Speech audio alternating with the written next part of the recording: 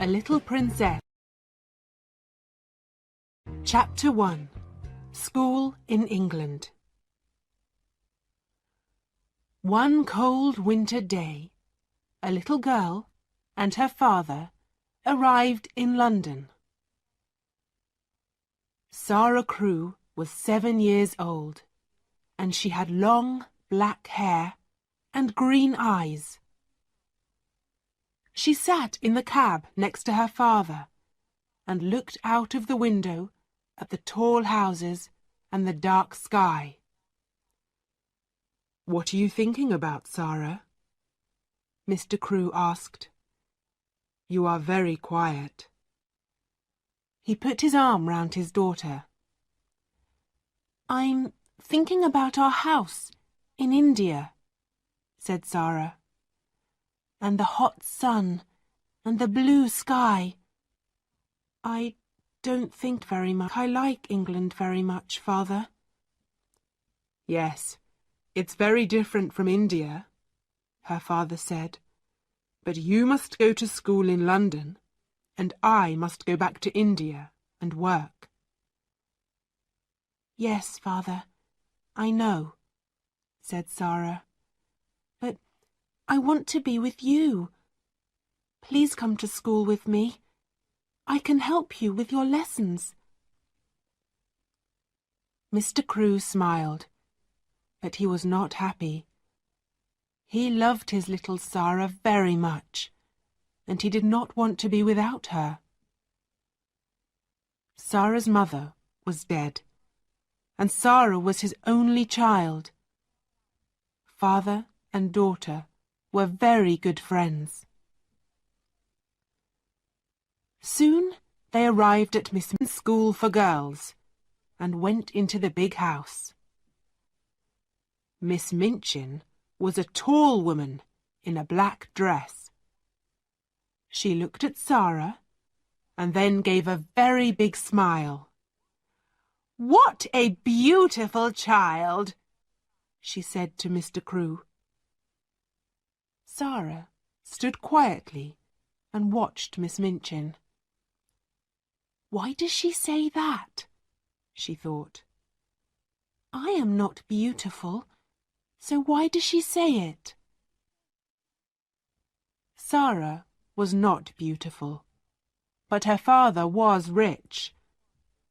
And Miss Minchin liked girls with rich fathers because it was good for the school, and good for Miss Minchin too. "Sarah is a good girl," Mr. Crewe said to Miss Minchin.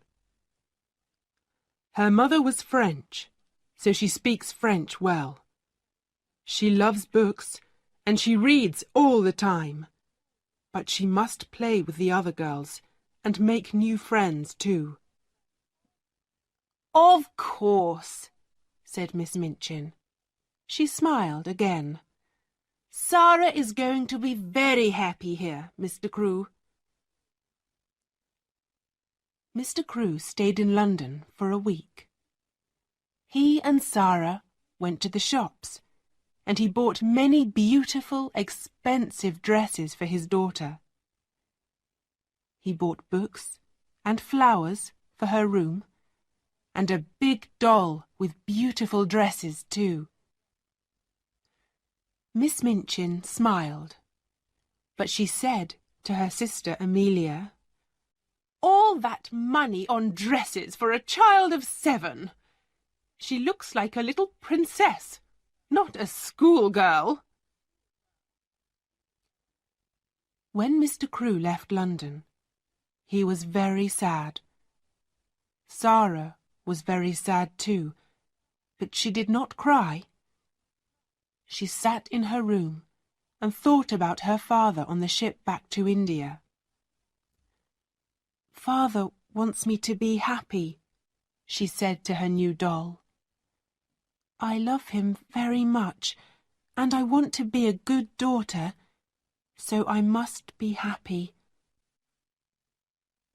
It was a very big and very beautiful doll, but of course it could not answer. Sarah soon made new friends in the school. Some little rich girls are not very nice children. They think they are important because they have money and lots of expensive things. But Sarah was different. She liked beautiful dresses and dolls, but she was more interested in people and books and telling stories. She was very good at telling stories. She was a clever child, and the other girls loved to listen to her. The stories were all about kings and queens and princesses and wonderful countries across the sea. "How do you think of all those things?" asked her best friend, Ermengarde. "I have all these pictures in my head," said Sarah, "so it's easy to tell stories about them." Poor Ermengarde was not clever. She could never remember any of her school lessons, and Miss Minchin was always angry with her. Sarah often helped Ermengarde with her lessons. "Listen, Ermie," she said. "You remember that French king, Louis XVI? Well, this is a story about him. One day, in 1792, and so Ermengarde learnt her lessons through Sarah's stories, and she loved her friend very much. But not everybody was Sarah's friend. Lavinia was an older girl. Before Sarah came, Lavinia was the richest and the most important girl in the school. But Sarah's father was richer than Lavinia's father. So now Sarah was more important than Lavinia, and Lavinia did not like that. "Oh, Sarah is so clever," Lavinia often said. "Sarah is so good at French. Her dresses are so beautiful, and she can sing so well, and she is so rich. Of course Miss Minchin likes her best." Sarah did not answer when Lavinia said these things. Sometimes it was not easy, but Sarah was a kind, friendly girl, and she did not like to be angry with anyone. Chapter 2. The Diamond Mines. And so 3 years went by. Sarah's father wrote to her often, and Sarah wrote loving little letters back to him. One day, a very exciting letter arrived. Everybody in the school talked about it for days. "My friend," wrote Mr. Crewe, "has some mines in northern India, and a month ago his workers found diamonds there. There are thousands of diamonds in these mines, but it is expensive work to get them out. My friend needs my help. So, little missus." This was Mr. Crewe's special name for Sarah. "I am putting all my money into my friend's diamond mines, and one day you and I are going to be very rich." Sarah was not interested in money, but a story about diamond mines in India was exciting. Nearly everybody was very pleased for Sarah, but not Lavinia, of course. "Huh," she said, "my mother has a diamond. Lots of people have diamonds. What's so interesting about diamond mines? But there are thousands of diamonds in these mines, said Ermengarde. Perhaps millions of them. Lavinia laughed. Is Zara going to wear diamonds in her hair at breakfast then? Or is it Princess Zara now? Zara's face went red. She looked at Lavinia angrily, but said quietly, Some people call me Princess. I know that. But princesses don't get angry or say unkind things. So I'm not going to say anything to you, Lavinia. To me, you are a princess, Ermengarde said to Zara later. And you always look like a princess in your beautiful dresses. Zara was a princess to another girl, too. This was Becky. She was a servant in Miss Minchin's school, and she was only 14 years old, but she worked all day and sometimes half the night. She carried things upstairs and downstairs. She cleaned the floors, she made the fires, and she was always tired and hungry and dirty. She and Zara had very different lives. But one day, Zara came into her bedroom, and there was Becky, sleeping in a chair. Oh, you poor thing, Zara said. Then Becky opened her eyes and saw Zara. She got up at once. Oh, miss, she said. I'm very sorry, miss. I just sat down for a minute and... Don't be afraid, said Zara. She gave Becky a friendly smile. You were tired, that's all. Are you going to tell Miss Minchin? Asked Becky. She began to move to the door. Of course not, said Zara. Please don't run away. Sit down again for a minute. You look so tired. Oh, miss, I can't, Becky said. You're very kind, miss, but Miss Minchin... Please, said Zara. She took Becky's hand. You're only a little girl, like me. Let's be friends. And so Becky sat down again, and soon she and Zara were friends. Nobody knew about this, of course. Rich little girls at Miss Minchin's school did not make friends with servant girls, and it was a wonderful thing for Becky.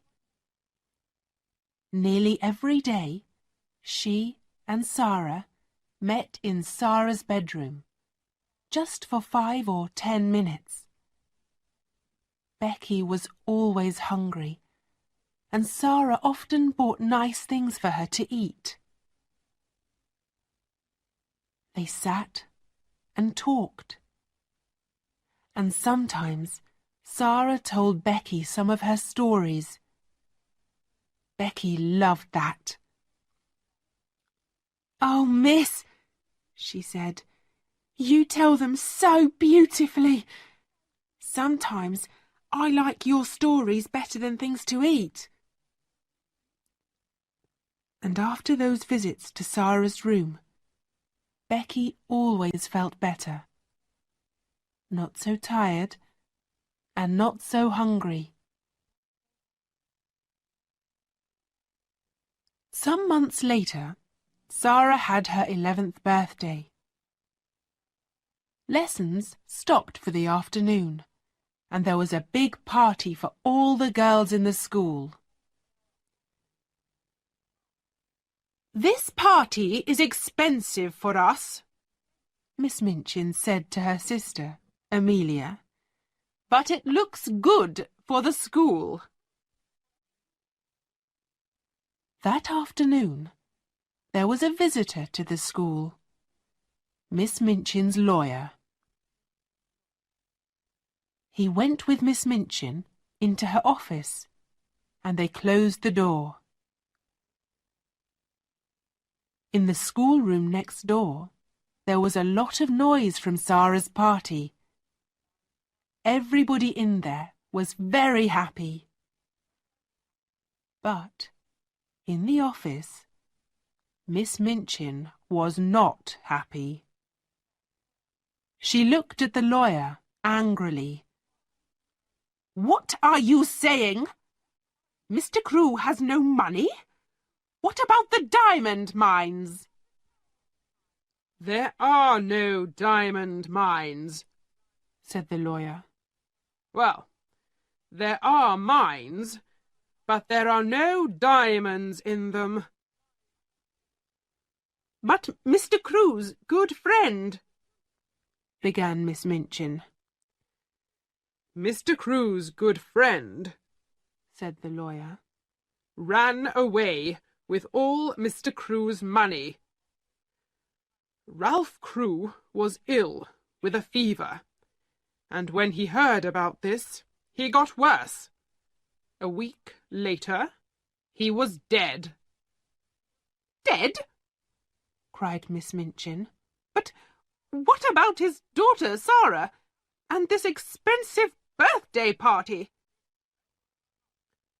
"Sarah Crewe has no money," said the lawyer.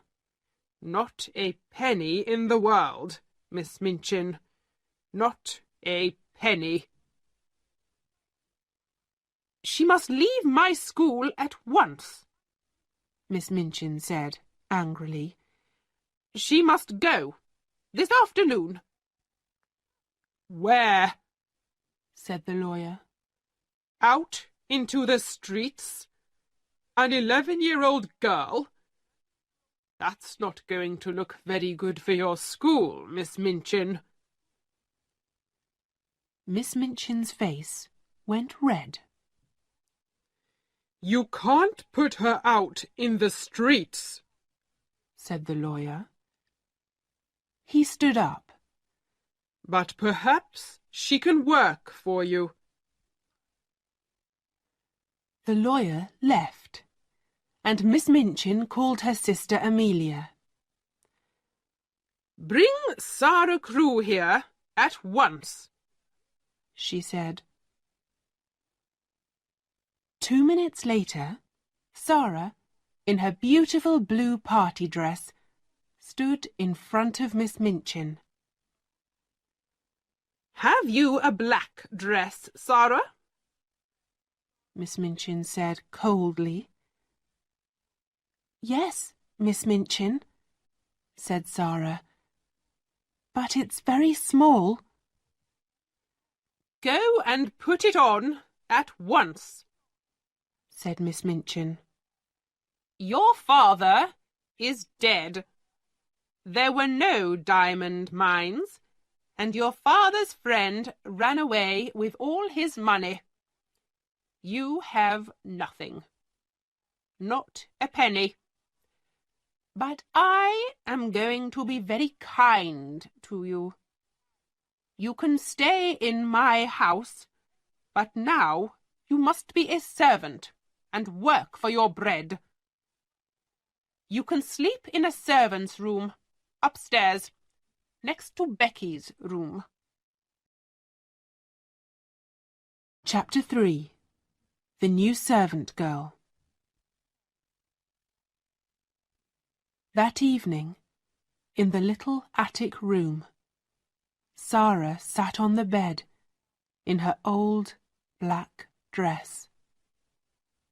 She did not cry, but her face was white, and she did not move or speak for hours. Late at night, the door opened quietly, and Becky looked in. Her eyes were red from crying. "Oh, miss," she said, "all the servants are talking about it. I'm so sorry. So sorry." She looked at Sarah's white face and began to cry again. Then she ran to Sarah and took her hand. At last, Sarah moved. Slowly, she turned her head and looked at Becky. "Oh, Becky," she said. And that was all. That first night in the attic was very long. Sarah did not sleep. "Father is dead," she whispered again and again.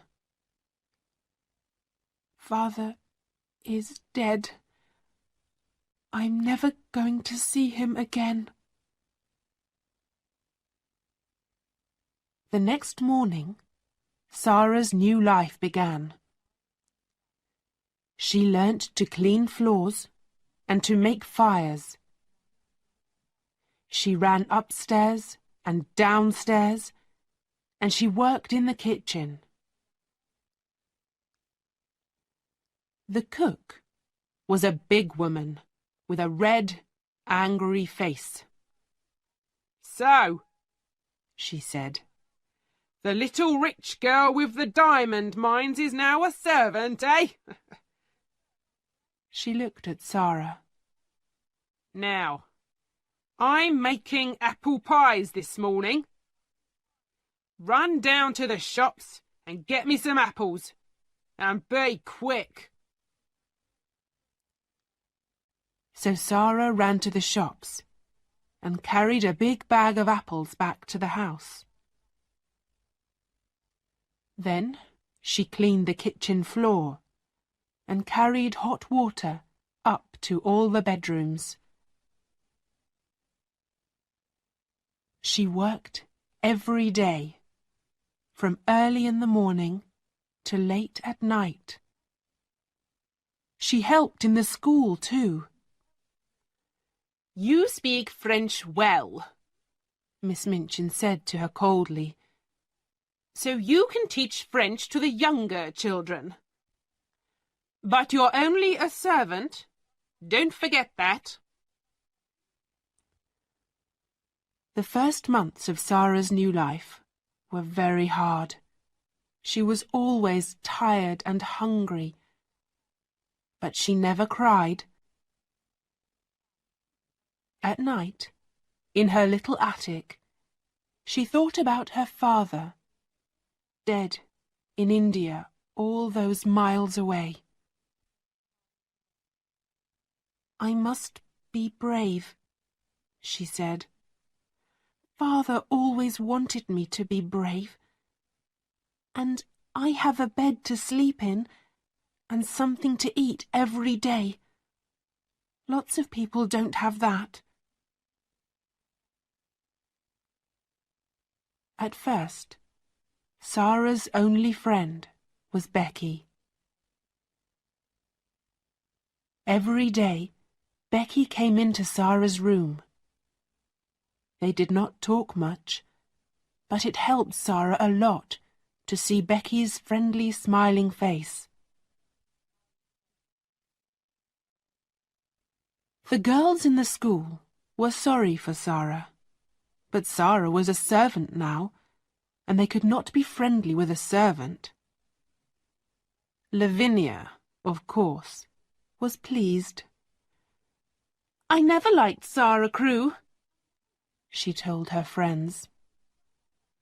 "And I was right about the diamonds. There weren't any." Ermengarde was very unhappy. When she saw Sarah in the school, Sarah walked past her and did not speak. Poor Ermengarde loved Sarah and wanted to be friendly, but she was not clever, and she did not understand. One morning, very early, she got quietly out of bed, went upstairs to the attics, and opened Sarah's door. "Ermengarde," Sarah said, "what are you doing here?" Ermengarde began to cry. "Oh, Sarah, please tell me, what is the matter? Why don't you like me now?" "I do like you," Sarah said. "Of course I do. But, you see, everything is different now. Miss Minchin doesn't want me to talk to the girls. Most of them don't want to talk to me. And I thought perhaps you didn't want to." "But I'm your friend!" cried Ermengarde. "I'm always going to be your friend, and nobody can stop me." Sarah took Ermengarde's hands. She suddenly felt very happy. Perhaps she cried a little too. Who can say? There was only one chair, so the two friends sat on the bed. Ermengarde looked round the attic. "Oh, Sarah, how can you live in this room? It's so cold and dirty." "It's not so bad," said Sarah. "And I've got lots of friends. There's Becky in the next room, and come and see." She moved the table under the window, and then she and Ermengarde stood on it and looked out of the window over the roofs of the houses. In her pocket, Sarah had some small pieces of bread. She put her hand out of the window with the bread on it.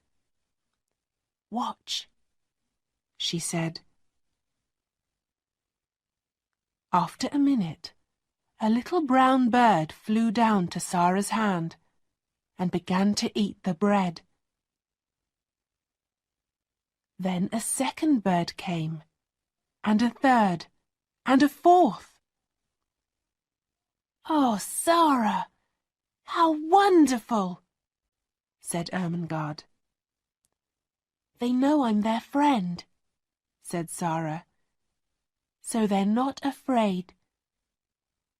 Sometimes they come into the room too." Ermengarde looked across the roof to the next attic window. "Who lives in that house?" she asked. "Nobody," said Sarah sadly. "So I never see anybody at that window, and I can only talk to the birds." But one night, 2 or 3 weeks later, Becky came into Sarah's room. She was very excited. "Oh, miss," she said, "an Indian gentleman is moving into the house next door." Well, he's English, but he lived in India for years and years. And now he's going to live next door. He's very rich, and he's ill. Something bad happened to him, but I don't know what. Sarah laughed. How do you know all this? She said. Well, miss, you know the Carmichael family across the street? Becky said. I'm friendly with their kitchen girl, and she told me. Mr. Carmichael is the Indian gentleman's lawyer, so they know all about him. Chapter 4. Ram Das and the Monkey. Every morning, when Sarah gave the birds their bread, she looked across to the attic window next door, but nobody opened it. Nobody called out, "Good morning," across the roof, or gave Sarah a friendly smile. Perhaps the Indian gentleman's servants all sleep downstairs, she thought sadly. Her life was very lonely now. She saw Becky every day, of course, but they did not have much time for talking. The cook and the other servants were not friendly. Sometimes, at night, Ermengarde came up to Sarah's room, but it was not easy for her to come often. Then, one evening, Sarah was in her attic when she heard a noise on the roof. She looked up, and there, at the open window, was a small monkey. "Oh, you dear little thing!" cried Sarah. At once, the monkey jumped down and began to run round the room. Sarah laughed.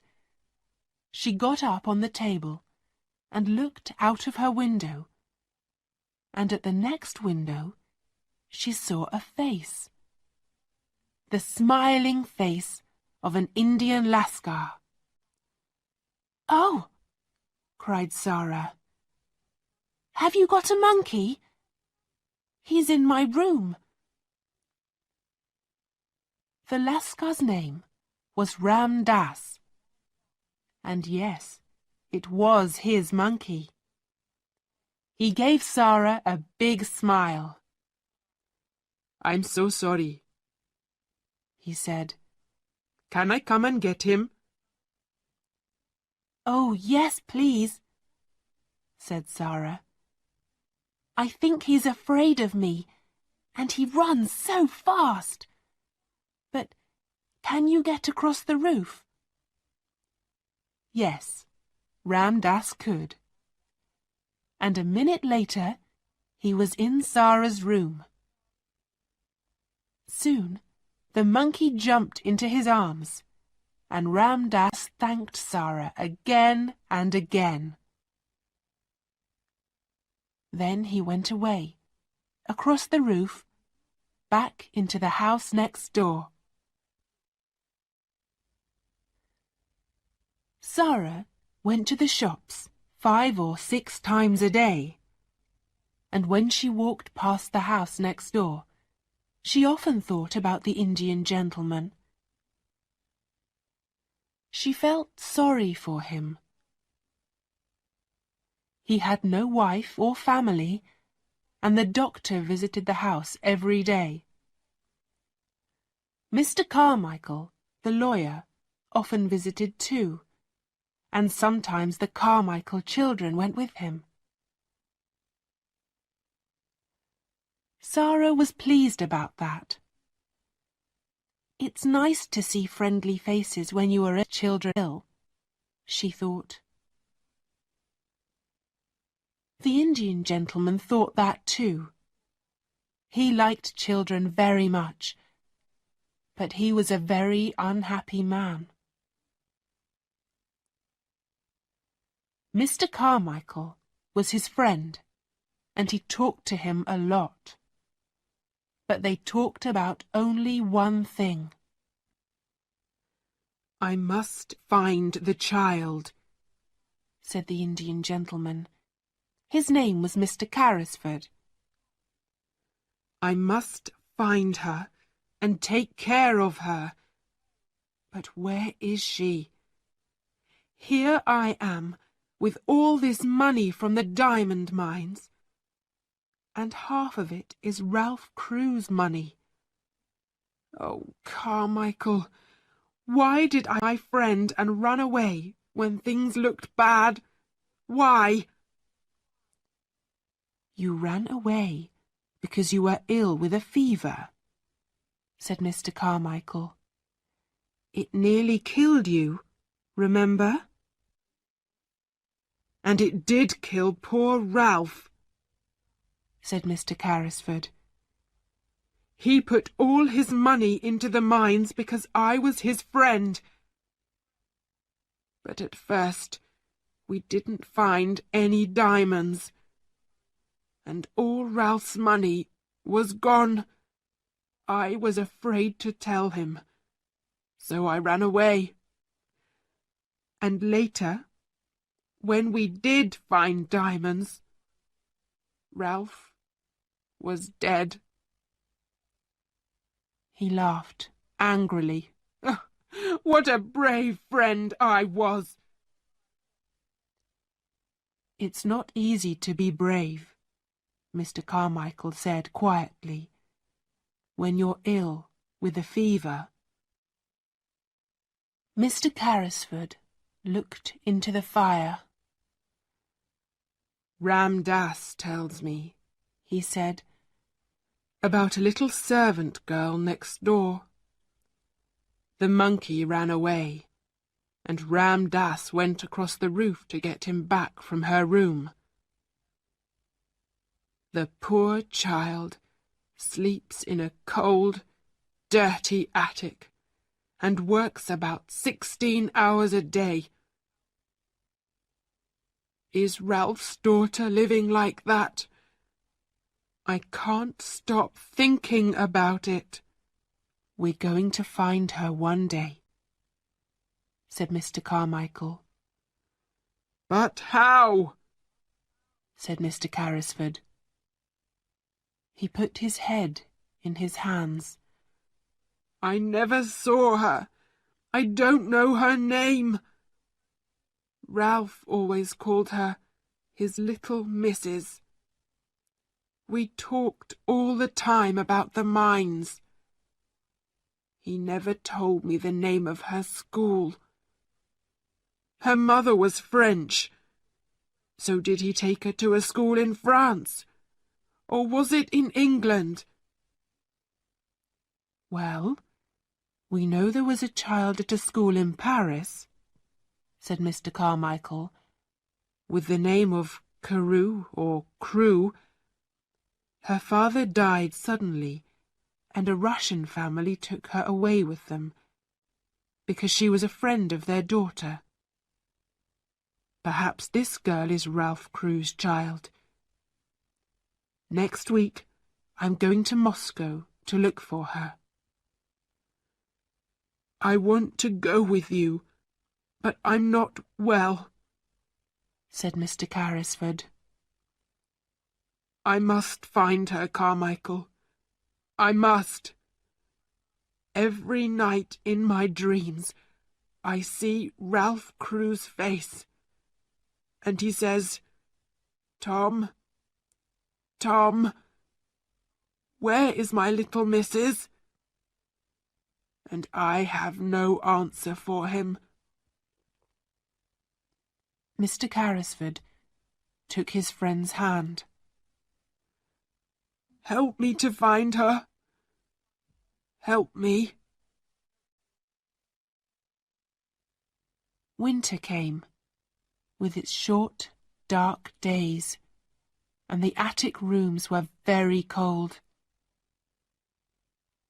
There were no fires for servant girls, and often Sarah and Becky could not sleep because of the cold. Sarah was taller now, and her old black dress was very short. Her shoes were old, and she had no warm coat for the winter weather. She was thin, too. She did not get very much to eat, and she was always hungry. She carried big baskets of shopping through the rain and the snow. One day, she found a sixpence in the snow, and she bought some hot new bread with it. Then she saw a child by the door of the shop. The child had no shoes and no coat, and her thin face was blue with cold. She is hungrier than I am, thought Sarah, and she gave her hot new bread to the child. When she got back to the school, Miss Minchin was angry. "Cook is waiting for you, Sarah. Why are you late?" "I can't walk quickly through the snow," said Sarah. "My shoes are old, Miss Minchin, and my feet get very cold." Miss Minchin did not like to hear this. "Don't speak to me like that," she said. "I am kind to you. I'm giving you a home, but you never say thank you to me." Sarah looked at her. "You are not kind," she said quietly. "And this is not a home." "Go to your room at once," said Miss Minchin. On the stairs, Sarah met Lavinia. Lavinia looked at her and gave a little laugh. "Oh, here's Princess Sarah," she said, "in her old dress and her dirty shoes." In the attic, Sarah sat down on the chair by her table. "I must be brave," she whispered. "A princess is always brave, so I must be too. But it's not easy." She put her head down on her arms. "Oh, Father, do you remember your little missus? Can you see me now?" And in the house next door, Mr. Carrisford sat by a warm fire. Moscow is a long way from London, and he could only wait. But he thought about Ralph Crewe's child every day. He thought about other children too. "Ram Dass," he said, "how is that poor little servant girl next door?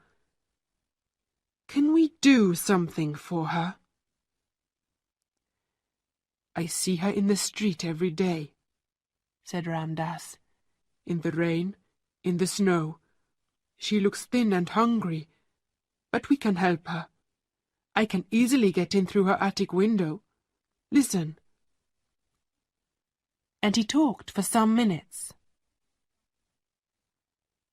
Mr. Carrisford smiled. "Yes," he said to Ram Dass. "Yes, I like it. Let's do it." Chapter 5. The Magic. One night, a week later, Ermengarde got quietly out of bed and went upstairs to the attic. Sarah was not there, So Ermengarde sat on the bed and waited. At 10 o'clock, Sarah came slowly up the stairs and into the room. Ermengarde looked at her. "Oh, Sarah," she cried, "are you ill? Your face is white, and you look so tired." "It was a hard day, Ermy," said Sarah. She sat down. "Miss Minchin was angry with Cook. Then Cook was angry. You never angry with us. Becky and I had no dinner and no tea." "Does that happen often?" said Ermengarde, unhappily. "You never told me. Are you hungry now?" Sarah looked at her. "Yes," she whispered. "Yes, I am. I would like to eat that table. I would like to eat you." Ermengarde jumped up. "Sarah," she cried, "I had a box of things from home today. There's a big cake in it. I'm going to get it, now. You and Becky can eat it all." Soon, Ermengarde was back. The 3 girls sat on Sarah's bed, and there were some happy smiles when Ermengarde opened her box and took out the cake.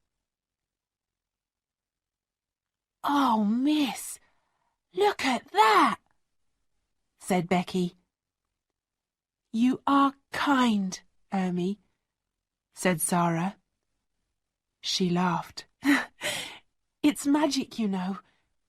When things are very bad, something nice always happens.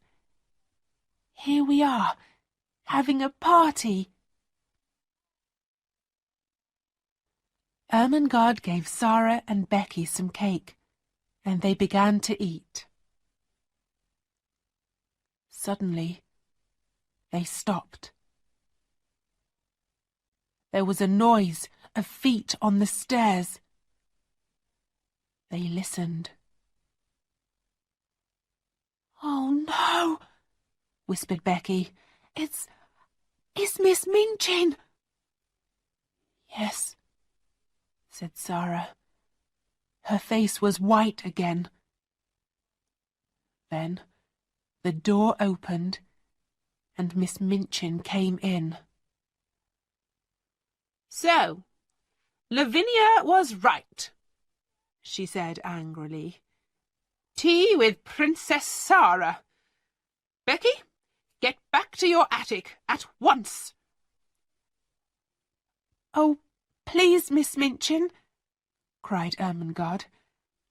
"It was my cake from home. We're only having a party." "Go back to your room, Ermengarde," Miss Minchin said coldly. "and take these things with you. And tomorrow," she looked at Sarah, "there's no breakfast, no dinner, and no tea for you. Remember that." Soon, the attics were quiet again. Tired and hungry, the 2 servant girls went to sleep. But after an hour or 2, Sarah opened her eyes. Was it a noise from the window, perhaps? "Something is different," Sarah whispered. "What is it?" She sat up in bed and looked round the room. She looked again and again, and her eyes were very big. The room was different, very different. There was a wonderful hot fire. There were new, warm blankets on her bed, and beautiful pictures on the walls. Sarah slowly got out of bed. "Is this a dream?" she said. "Where did all these things come from?" She put out her hand to the fire. "No, it's not a dream. The fire is hot. I can feel it. And oh, look at the table." There was a red cloth on the table, and cups and plates. There was hot tea and wonderful things to eat. Hot meat pies and sandwiches and cake, oranges and apples. Sarah ran to Becky's room. "Becky," she whispered, "come quickly. The magic is here again. Come and look." When Becky saw the room, she could not speak at first. Then she said, "Oh, miss, what is it? How did all these things get here?"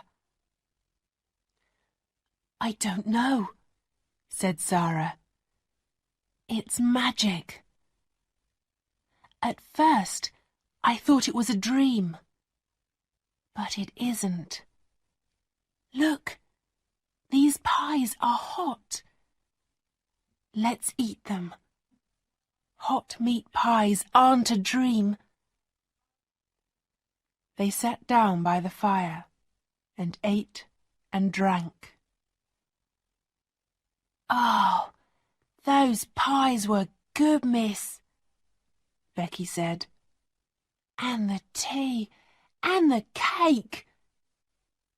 I don't understand magic, but I like it." Sarah looked round the room. "Oh, Becky, look! There are some books too. I didn't see them before." She ran to look at them and opened the top book. "There's some writing here. Listen, it says, 'To the little girl in the attic, from a friend.' Oh, Becky." Sarah closed the book and looked up. "I have a friend, Becky," she said slowly. "Someone is my friend." The next morning, Becky met Sarah in the kitchen. "Oh, miss," she whispered, "was the magic there this morning, or did it go away in the night?" "No, it's still there," Sarah whispered back. "I ate some cold meat pie for breakfast, and the fire was still warm." Becky laughed happily. Oh my, she said. Miss Minchin could not understand it. When Sarah came into the schoolroom, she looked happy and well. Miss Minchin wanted to see a white, unhappy face and eyes red from crying. "How can that child smile?" she thought angrily. But of course, she did not know about the magic. And the magic did not go away. Every evening, when Sarah went up to bed, she found new things in the attic. There were more warm blankets for her and for Becky, There were pictures on the walls. There were books, new shoes, and a winter coat. And best of all, there was always a fire and a wonderful hot dinner on the table. But where does it all come from?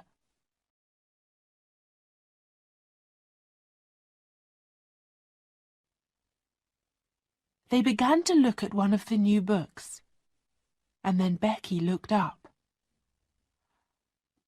"Oh, miss," she whispered, "there's something at the window.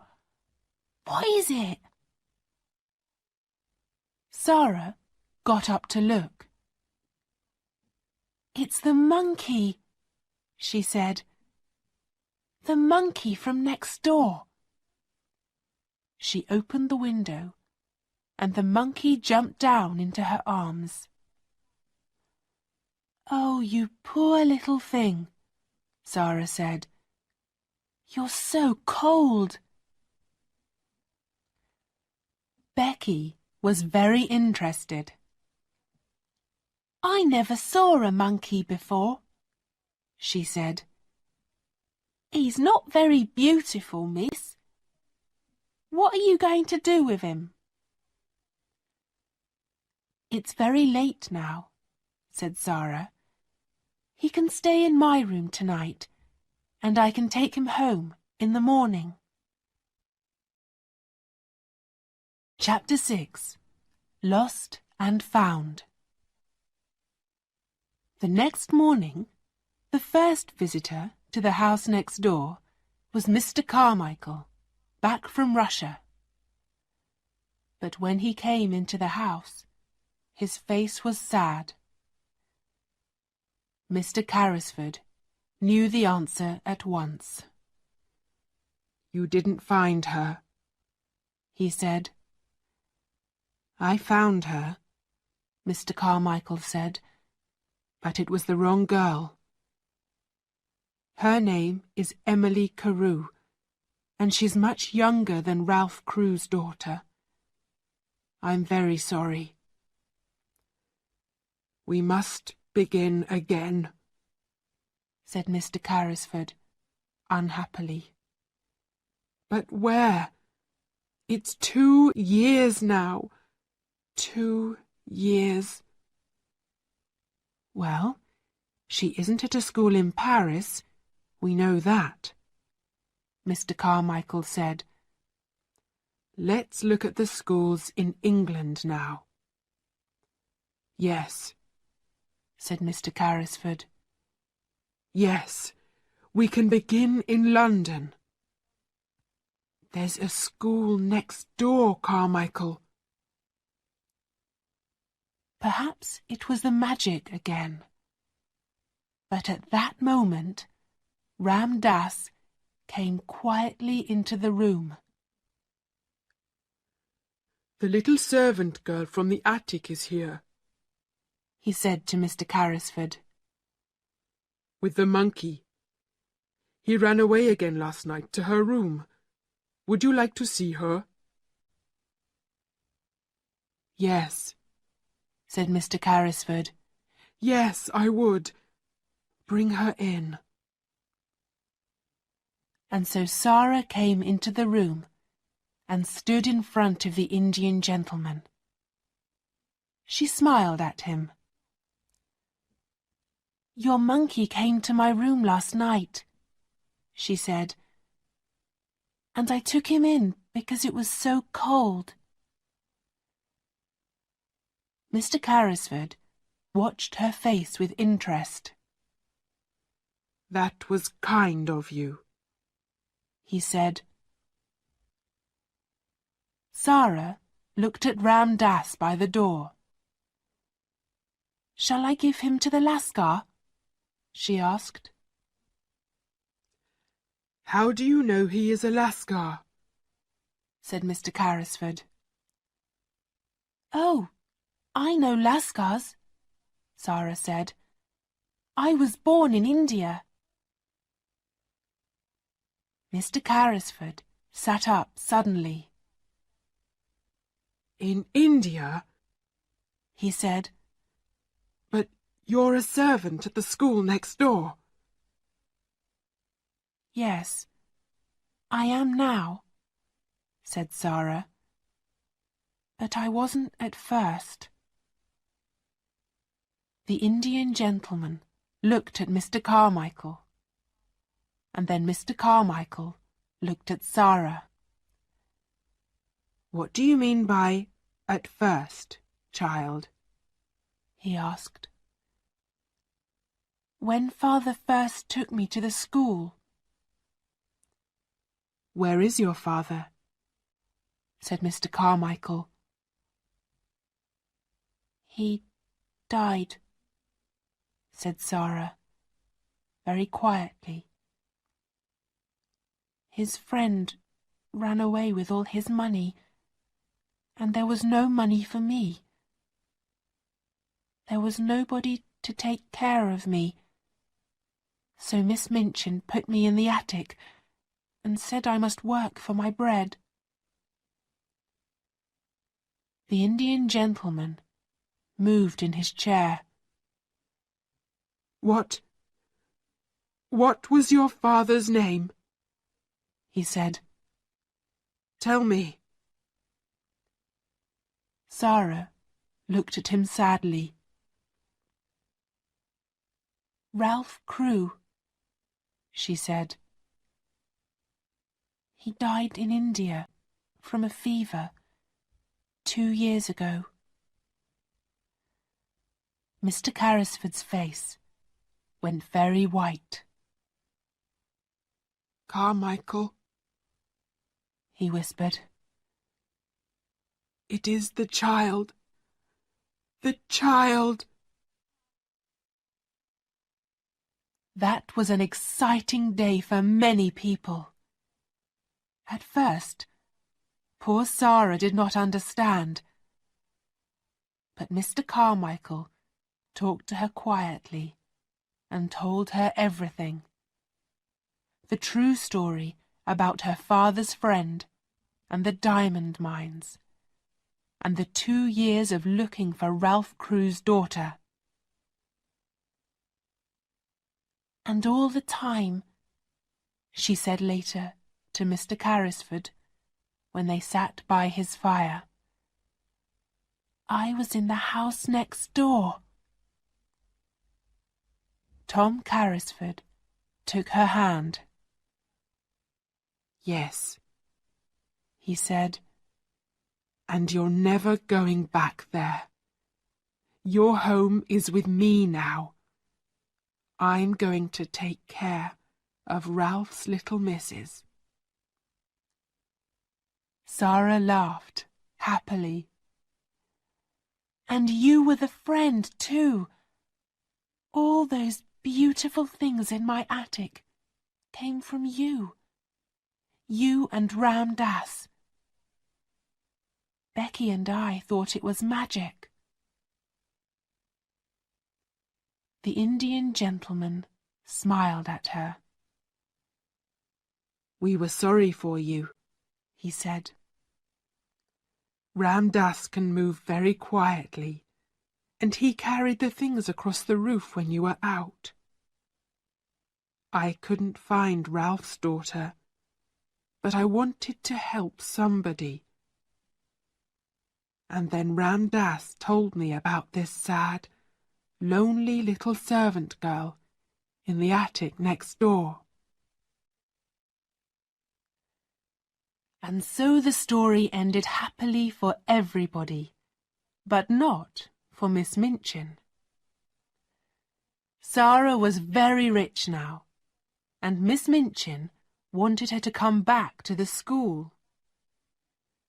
She came to see Mr. Carrisford, but he said some very angry things to her, and she went away with a red face.